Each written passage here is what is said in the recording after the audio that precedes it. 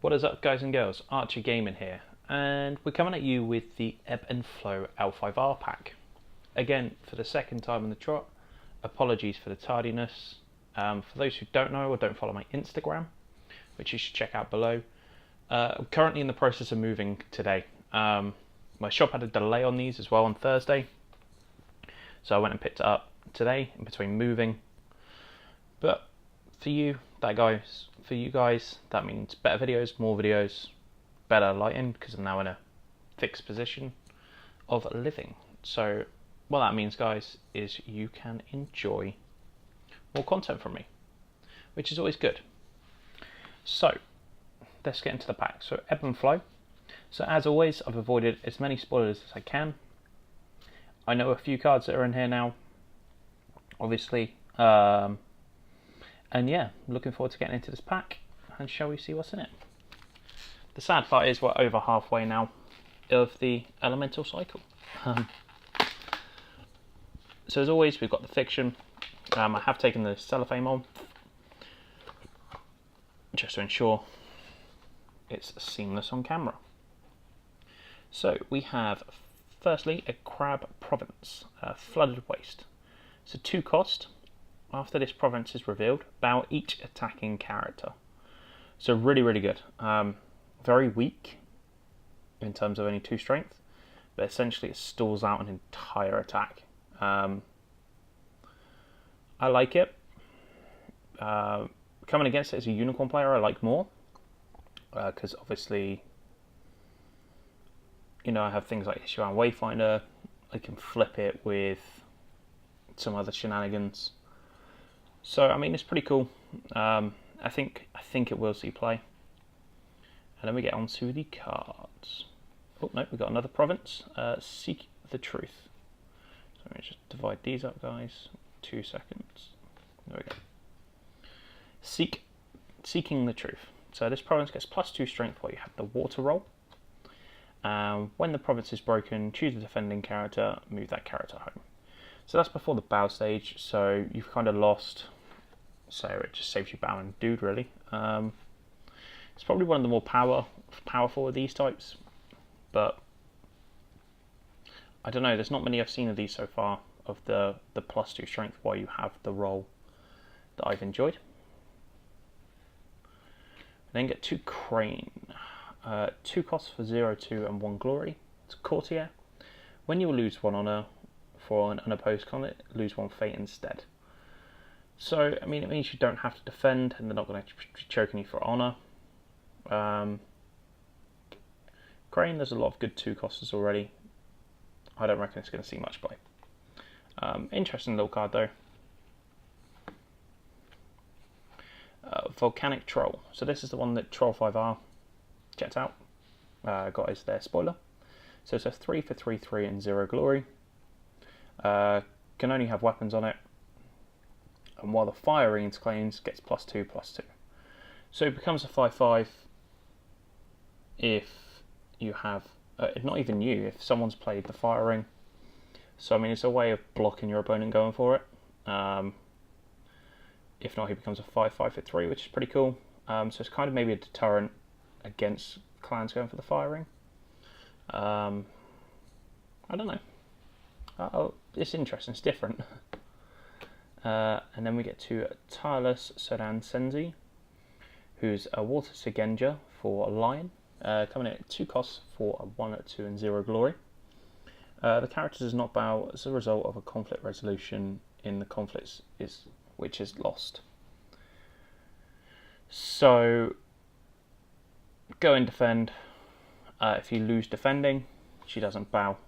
So essentially you can use her as a little bit of a chomp block to either prevent break-in or prevent the honor loss, and still then use her for an attack or another defense. Which is interesting if you know you're going against people that are farming you. It means you're not going to be losing the honor or losing a character. I don't know. I don't know if Lion will play it. I mean, this would probably suit a Phoenix player. Oddly, it's not Phoenix, but could be interesting. We then get to Ahsoka Tsunami, It's a 5 cost, 4/4, 3 glory Phoenix character, Segenja Water Elemental Master. Interrupt, when you would resolve the water ring, instead resolve a normal ring effect. You may choose and bow any character, and you may choose and ready a different character. So that's really cool. Again, Phoenix have got a lot of really good 5 cost characters. But yeah, I don't think she'll see a lot of use, but some use possibly. Essentially giving you double solving water and a different ring. Oh, instead of the normal effect, essentially doubling up on the water ring. I like it. I really like it. I would consider playing it. I mean, the 3 glory is a bit of a risk, but I like it. We then get to Scorpion and the Disguised Protector. There we go. So it's a 4 cost character for 3/3 and 1 glory. Bayashi, Shinobi, and Yojimbo. Action: join a conflict in which this character is participating. Each player adds the bids on his or her honor dial to his or her skill during the conflict's resolution. So this is not a good card at the moment. So 4 for 3/3 it's alright. The effect is interesting if you're running Maze of Illusion, but you've already got to have it in your hand. Second, an opponent sees this coming up, they're either going to bid low or bid high just to get it, because it's each player. Well, actually, it kind of does go into the Scorpion mind games a little bit. So you could play this to get them to bid high, to get a buff. You play low to drain some mana. Flip side, you both bid low, you're choking them with cards. And then you play something like Maze of Illusion to up it. Actually, it might see play. I think it's too scenario and too much of a specific thing you need to do, but still an interesting little card. Fun little mechanics. And then Hidden Moon Dojo. So this is a limit 1 per deck. You may play characters in adjacent provinces as if they were in your hand. An action: during a conflict, turn a card in adjacent province face up. So I reckon this will see play. It's a really good solid card. However, with the way Scorpion work, it's essentially not a free charge, but a different way of playing characters.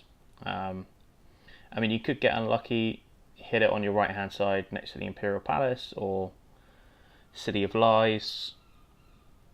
So I mean, there is risk with this card, but I feel like it'd be one of those, like the Imperial Palace, most, only in this case obviously Scorpion players, not most decks, will put it in there and just forget about it. When it's there, it's there. When it's not, it's not going to rely on your strategy for. So expect to see this a lot, guys.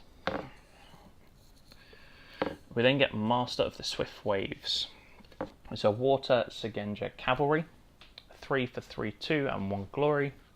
Action: during a conflict, choose a participating character you control and a character in your home. Switch the characters round. Really, really like this. So we'll come back to this card a little bit more in a second for reasons. But finally some Segenjas again now for Unicorn. It's our 3rd Segenja, that's it. Quite playable for the fact that you can, if you're committing cheap dudes, you can swap them around. If you just need a cheap dude, swap it around with a more expensive body. There's some really nice mechanics in this, some really thinking of plays. And to be fair, you don't even have to have her in the conflict to trigger the action. So she can just be in the back line. You can even swap her in and out. No, really, really like this card. It will be going in the deck. And then we get to the big man Yorimoto. So box art, Boyashi Champion Mantis Clan, 5 for 3/3 and 2 glory. And this character gets +X/+X, where X is equal to the number of fate on your pool. Now, I don't like it, controversially. I've seen a lot of chat on the Utaka Palaces, the Unicorn group, about people raving about it. I don't see it playing that well. For me personally, you want to be spending your fate. We're in a very high spending fate point of the game, with the exception of maybe Scorpion, but then they're not going to be wanting to use that with drop bears. They're not then going to be spending 5 fate on him. It's a very easy target for Cloud the Mind. A chappie who runs Troll 5R actually mathed it out and worked out he's worse than Wander and Ronin, and no one ever plays that. So I can't see him making play. I think a lot of people are going to try and make him work, but I can't see it working personally. I definitely won't be running him. So that is the Dynasty cards, guys. Should we go on to the conflict? So, firstly, we have the Nizumi Infiltrator, who is a creature scout and immune to Shadowlands or Mayho card effects. 1/1 for 1, conflict character. Reaction: after this character enters play during a conflict, until the end of the conflict, raise or lower the strength of the attack province by 1 to a minimum of 1. Maximum 1 per conflict. So really, really good. Essentially, if you need a 2 swing, you can just drop him in. No, he's not going to be able to be dishonored. You can't cloud him because it's a reaction. Yeah, really, really good. Anytime you can conflict up 1/1 for 1 with a really cool effect, it's worth it. With me looking at a Crab Slash at the moment, I'd probably consider him in Splash as well. Really, really like it. It's a good, solid card. And the Crab just seems to get more nice toys. We then have Fight On. So, speaking of Crab, Water Roll, 1 cost event. 2 influence. Action: while you are the defending player, choose a bow character you control, ready that character, and move the character to the conflict. So, being able just to bow a character is awesome. Being able to then ready them and being able to unbow a character is an awesome effect. Then be able to move them into conflict is stupid. Phoenix might consider this, as they are the water roll at the moment. I would consider it if Unicorn got the water roll, which I think we are both sort of gunning for now. I've definitely had my mind changed on it. So, yeah, I like it. I really, really like it. I think if I were splashing Crab, we had a water roll, I would play this in a heartbeat. It's really, really solid. Really solid mobility and unbowing. Again, if you're playing stuff with other movement tricks, you could unbow it, move it in, pull it back out. So even if something like Scorpion got it as a water roll card, move someone into the conflict, push them out, and just a little bit of shenanigans could be really cool with this card. We then get to the Menacing Iron Warrior. So this is a 3-cost character for 3/1, Boyashi. While this character is participating in a military conflict, until the end of the turn, each participating character your opponent controls with equal or lower military skill than this character cannot trigger abilities. So she's a 3-cost, so she's not going to be clouded. Really cool military strength action, 2 glory again. 2 influence. I like it. I think the issue is going to be playing against the other Crane 3-drop, which is interesting, but I really, really do like this card for Crane. I'd be interested to see what Troll 5R says about it. Chappie called Darren. Yeah, I like this card. Then we get to Soul Beyond Approach, which is a Crane card. Choose a character you control, honour that character, then honour it again. 2 influence, 1 cost event. So essentially it's double honour. So you've got a dishonoured dude, you then swing them back up to honoured, which is really nice. It's not as good as the Scorpion counterpart. So this is obviously your own character, so you're waiting to be essentially dishonoured before you play it. Whereas Scorpion is, even if your dude's just not, I'll still just dishonour you to kill you, or dishonour you for this reason. So I feel like the Scorpion one is slightly stronger, the Scorpion counterpart, but it could be an interesting card. We then get to Hawk Tattoo. So this is one of the cards I did see and knew was in this pack, and love it. So attached character gains tattooed. Reaction: after you play this attachment during the conflict, move the attached character to the conflict. If attached character is a monk, you may take another turn after this one. So this is a really strong effect. You can harpoon your own characters in, which is pretty cool if you're playing dragon, especially the dragon monk deck that is inevitably coming by the end of this cycle. And you just move them in. You just fly him in and he does some crazy shit. Alternatively, you can put this on an opponent's monk as well. So even if they're not running a deck with monks typically, keepers, I think everyone's got access to monks, and you could harpoon them in to even a political conflict, and then take another action, which is really, really cool. I like it. This will definitely see play in Dragon.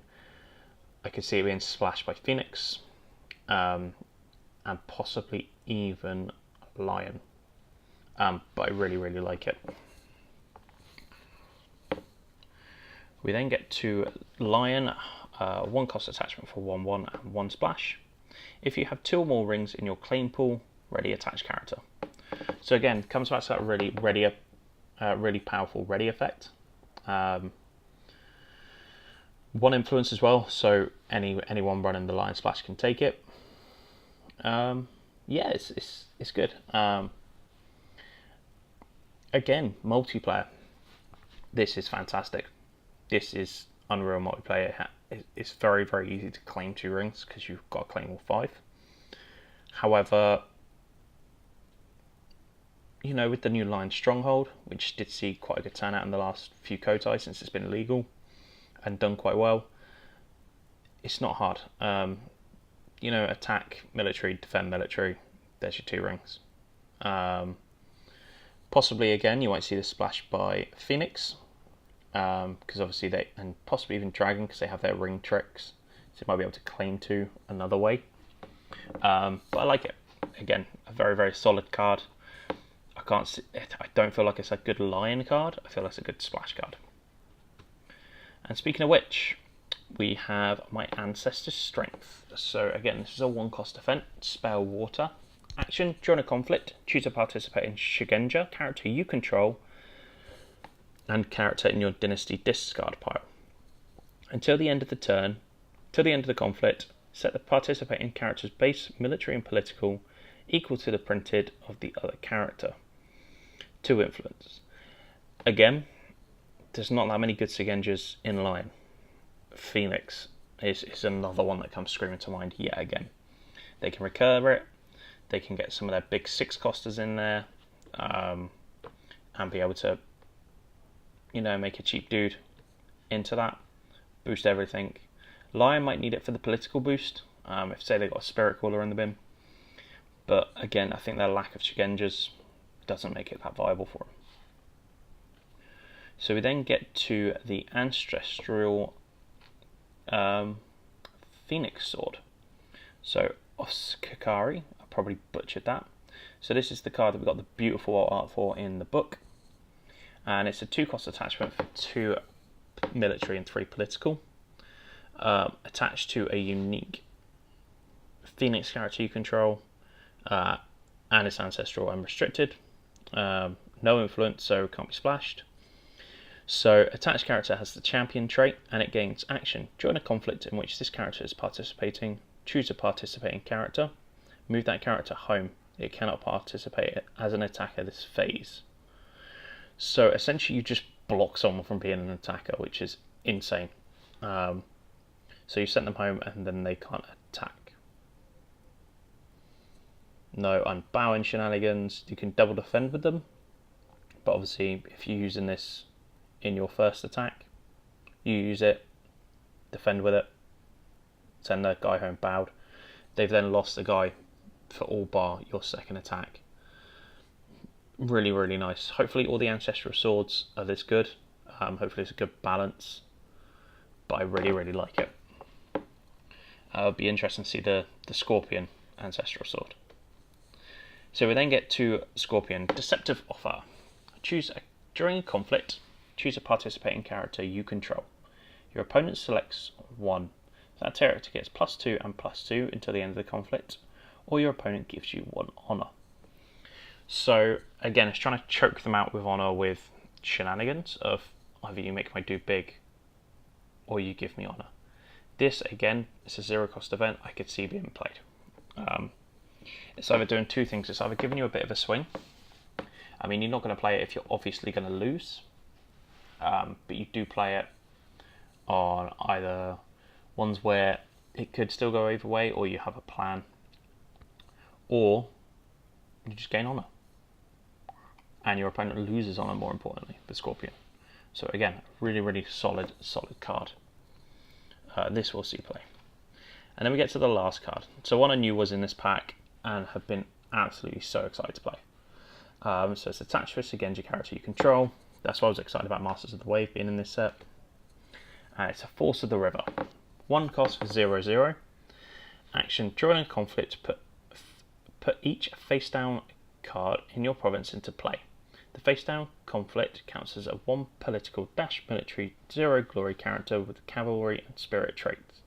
Discard those characters at the end of the conflict. So you can't reuse them, which is fine. However, it's insane. You essentially can give yourself 3 1-cost dudes and pump up your numbers, which is handy with a few of the unicorn cards now, and I'll rumored Stronghold. So you can easily outnumber your opponent just with a Sigenja, and you don't even have to be in the conflict with them. You just choose it on that conflict. So you're defending with no people, tap this, suddenly you got 4 military. Yeah, I really like it. So on the note of me knowing this was on this pack, I do have to give a big shout out to Dojo Creative Studios for hooking me up with these awesome ones. He's also the guy that does the playmats. I'm sure you've seen him around all the L5R events in Europe. Absolutely lovely chap. We've done a review for him before on one of his playmats. I'll try and link that below. And also he's actually done these up. So he's actually going to be at Gen Con as well. So please do go and check him out. Dojo Designs. And yeah, they are absolutely beautiful cards. Really good quality. And I'll link the designs. There's a load of designs, which are all free downloads on his website as well, which is amazing. I sent him a message saying I was struggling to get some printed. He's like, look, I push him a little bit, he'll sort it out for me. But I think he's got some for Gen Con, some special art ones for Gen Con as well, which look fantastic. Jealous I can't get my hands on those. But yeah, beautiful cards. So please do go check out his artwork, it's fantastic. Anyway guys, so that is the Ebb and Flow pack. Hopefully we can do the next one on Friday, which will be the 5th pack in a sec, which is the Void one. So again, super looking forward to that with the roll stuff we have at the moment with Void. Looking at those Void splashes. And then we go on to our final week, the week after that. So thank you ever so much for watching, guys. Hope you've enjoyed, and we'll see you in the next video.